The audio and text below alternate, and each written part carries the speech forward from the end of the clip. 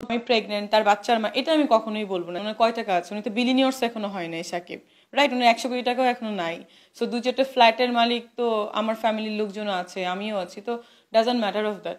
উনার থেকে হাজার হাজার বিলিনিয়ার্স আমার পিছনে ঘুরে, ওনার থেকে হাজার হাজার কি বলে অনেক শেখও আছে, আমাকে প্রপোজ দিয়েছে।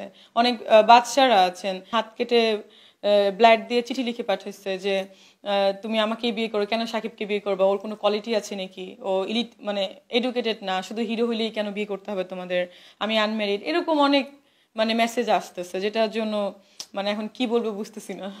তার সঙ্গে আমার বিয়ে হবে কিনা সেটাও তো আমি বলিনি, তাকে আমি বিয়ে করবো কিনা সেটাও কিন্তু আমি বলিনি। অনেকে বলছে যে আমি নাকি তার বিয়ে করার জন্য এগ্রেসিভ, বাট আমি দেখা গেলো উল্টাও তো হতে পারে, সে আমাকে করার জন্য তো এগ্রেসিভ হতে পারে। আপনারা কিভাবে জানেন? আমি তো দেখেছি ম্যাক্সিমাম ছেলেগুলাই আমাকেই বিয়ে করার জন্য এগ্রেসিভ হয়ে থাকে। আমি তো করতে চাই না। তাকে যদি আমি করতে চাইতাম 17 সালেই তো করতে পারতাম, যখন দিদির সাথে রিলেশন ব্রেকআপ হইলো, অপু দিদির সাথে, তখন তো বুবলি ঢুকতে পারতো না। ভালো লাগে না সেটা তো আমি বলি না, he is very good looking, he is very smart, তো সবারই ভালো লাগবে, একটা সুন্দর ছেলে, সুপারস্টার, সব দিকে সে প্লাস। কিন্তু একদিকে একটা প্রবলেম আছে, সেটা হচ্ছে এডুকেশন প্রবলেম, যেটার সঙ্গে আমার সঙ্গে একদমই যায় না।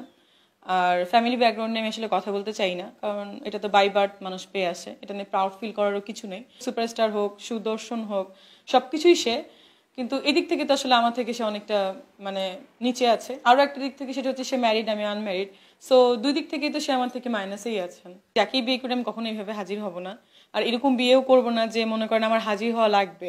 সেটা যদি সাকিব খানও হয়, তার সাথে যদি আমার বিয়ে করাও লাগে, বা হতেও পারে বা নাও করা লাগে, বা সালমান খানও হয়, সে যদি আমাকে প্রায়োরিটি না দেয়, আমি মিডিয়ার সামনে এসে বলবো আমি প্রেগনেন্ট, তার বাচ্চার মা, এটা আমি কখনোই বলবো না। সে যদি স্বীকার করতে না চায়, মিডিয়াকে বলে আমার লাভকে? আমি তো মিডিয়াকে দেখাই বিয়ে করি নাই যে আমি মিডিয়াকে বলবো। এখানে আমি অপু দিদি বা বুবলি আপুর এই বিষয়টা আমার খুবই অপছন্দ হইলো, যে স্বীকৃতি দিতে চায় না, তুমি সামনে এসে স্বীকৃতি চাইছো, তো এটা তো আসলে নিজেকে ছোট করা ওয়ান কাইন্ডস অফ। আমি এরকম কাজ করবো না। যদি স্বীকৃতি না দিতে চায়, তাহলে আমি নিজেরটা নিজেই চালাবো, যদি কখনো এরকম সিচুয়েশন হয়।